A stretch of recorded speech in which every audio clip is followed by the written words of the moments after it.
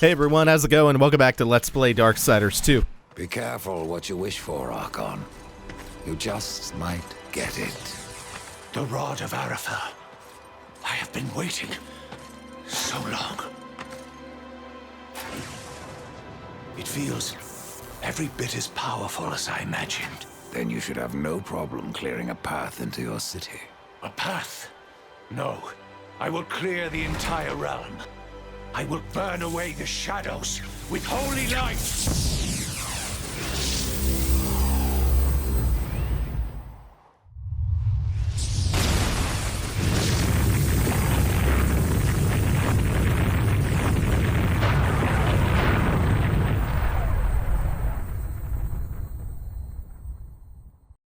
If you are to reach the Citadel, you will need wings.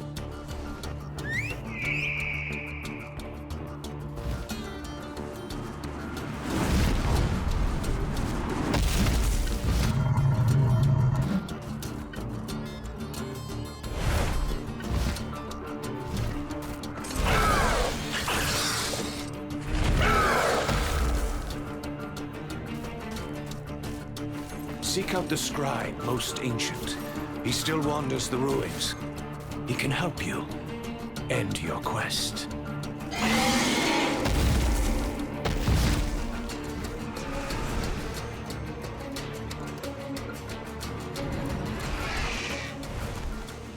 Ah, yeah, remember the ride that we took on the bat to the Twilight Cathedral, Tiamat's Dungeon, Darksiders 1?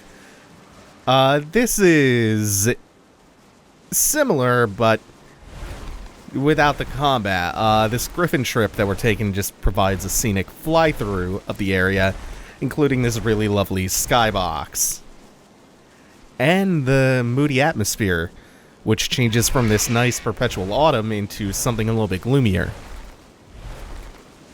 It doesn't show off the dungeon that we have ahead of us, which thankfully is not Earth. Not only is the upcoming dungeon not Earth, it is actually really good.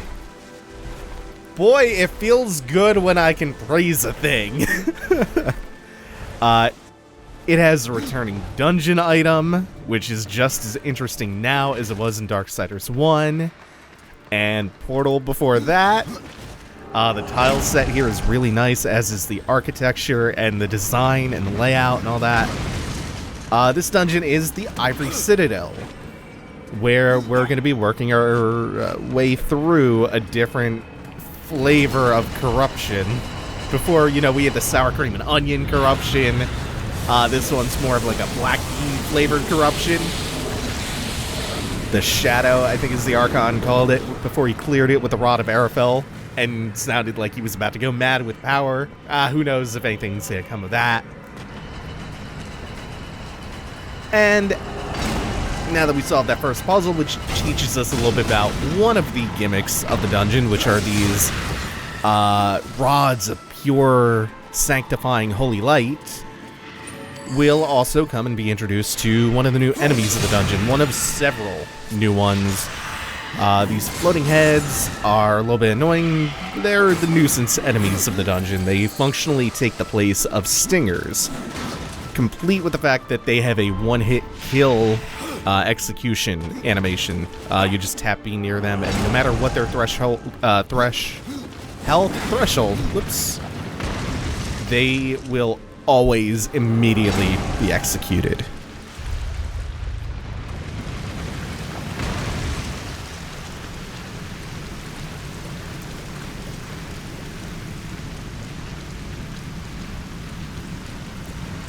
This tar-like substance is pouring into the room from multiple sides. One of the doors in this room is locked, the other is blocked off by the pool of corruption, which, if we try to step through it, we will rapidly lose health and die. So this is our only route that we can go through the dungeon for the time being, and also we got another glimpse of that enemy that was teleporting around as we entered Lost Light. We'll be actually fighting one of those eventually in this dungeon.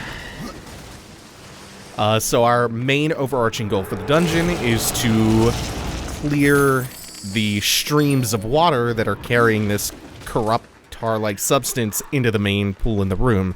There are a couple of different waterfalls. This is a gimmick that's, or rather, this is a design that's very similar to one of the dungeons that we did in the Forge Lands, where we had to cleanse the pools of water that were flowing into the main room. Actually, no, the gimmick there was that we had to get the water flowing in the first place.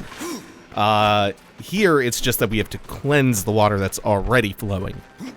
Right, now I remember that one. So this is a floating city mired in the shadow. The Archon helpfully cleared enough of that out that we can access it. But the other thing about it is that it is fractured into distinct floating islands. And so our first task in this bit of the dungeon is just to get from island to island until we reach the dungeon item, which opens this place up in a big bad way.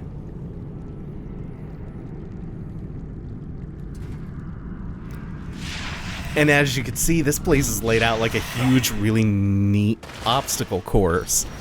We finally got that nice fly-through.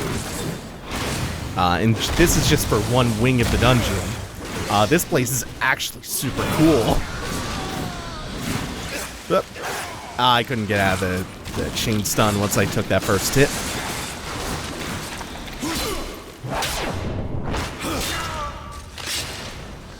And we don't often get no atmospheric music or anything melodic. This is just absent of sound. It creates a really distinct, different atmosphere. So first off, we're going to do some traversal to get around to the next floating island here. We're going to have a soul splitter puzzle as soon as we execute this guy. I like that animation is nice, quick, and snappy. Nothing too elaborate for these fodder enemies. We're going to create the statue right over the stone gate in the floor. And then weigh down the pressure plate so we can get through the aquifer. And come up here where there is another one of those pressure plates. And another one of you. Weighing down this one opens up the grate, which causes the stone form to fall below. And then we can pop back out of soul splitter form. And we are on the other side in our main body. Nice, simple, to the point puzzle. And it's, right now, just a means to an end.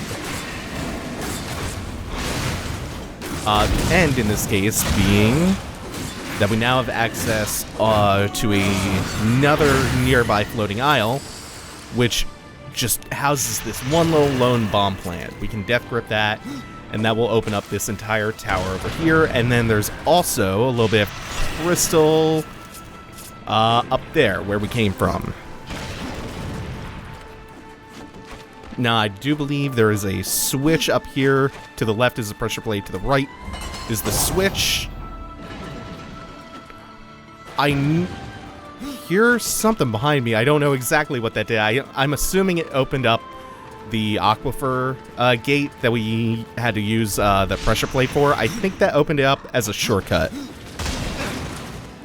Otherwise, I don't remember what it does, but we should probably hit that, even if we don't know what it does, because it only has one state it can be in once you hit it. There's no, like, switching it back and forth. Now, this dungeon item will allow us to interact with the suspicious blue stained glass that seems so familiar. And it should seem familiar if you played Darksiders 1, because these are the surfaces you use the Voidwalker on, the portal gun. Yeah! We got the Voidwalker back.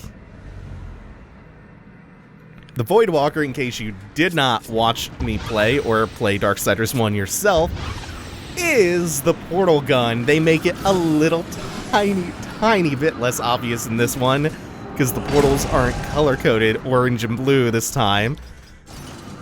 But, like, come on, it's the portal gun. Either way, they use it to really fun effect to create some puzzles in this game. And we're gonna get introed to a lot of different ways to use said portal gun just in this one lone wing of the dungeon.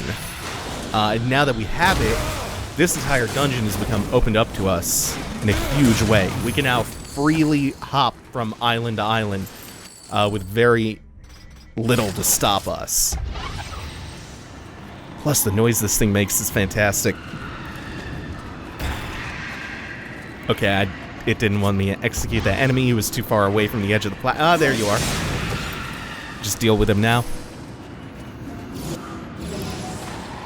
So this just lets us get over here. More importantly, the reason that we want to be on this island is so we can create a second portal, that angled one that hangs just above the crystallized corruption that you can see. And this also leaves us in range to grab the bomb plant.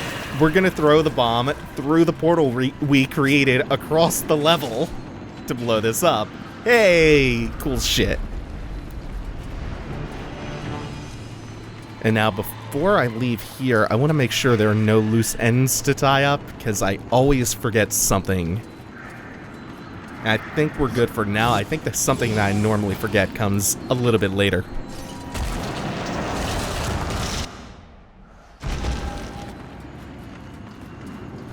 The Angel of Death scythes are a part of an Angel of Death set.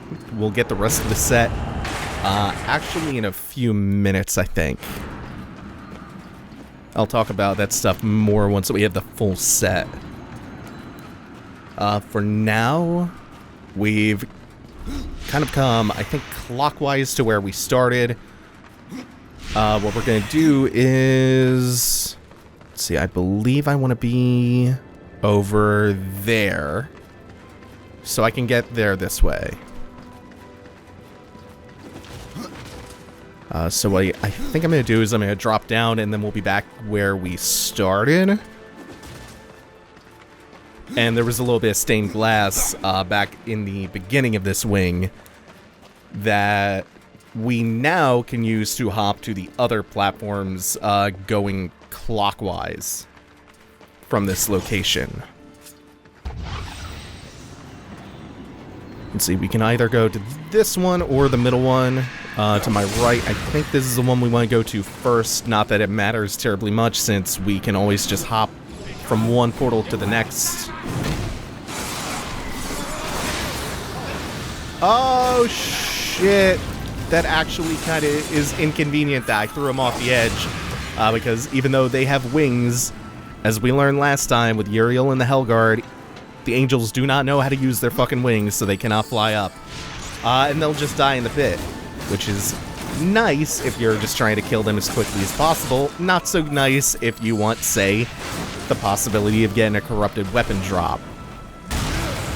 So we need them to stay on the ground, on terra firma. This place needs fucking guardrails. OSHA would have a field day. We're gonna come behind this void collar point, smash all the pots back here, and then it reveals secret chests with the Angel of Death boots, the Angel of Death shoulder piece, the Angel of Death gloves, and the Angel of Death body armor. That gives us the entire Angel of Death set, complete with the scythes that go with it. The armor offers super high stats, very high health, a lot of health regen and wrath regen. The sides, I think, give you a lot of health and wrath leech, I want to say. It essentially makes you nigh invincible while you have that stuff equipped. It's very, very good. I think it's level 20, though. It requires level 20 to be used. I'm going to come back here real quick, just in case I actually need to do this part first. I don't fully remember the order of operations here.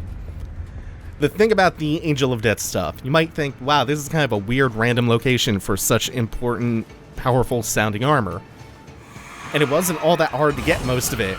We got the sides basically for free, and that was just one random little secret that had a full set of armor in it. That's because, like so many other things that we got that seem, like legendaries that we got that seem kind of randomly placed, this was also DLC for the base game. This was pre-order DLC in the original release.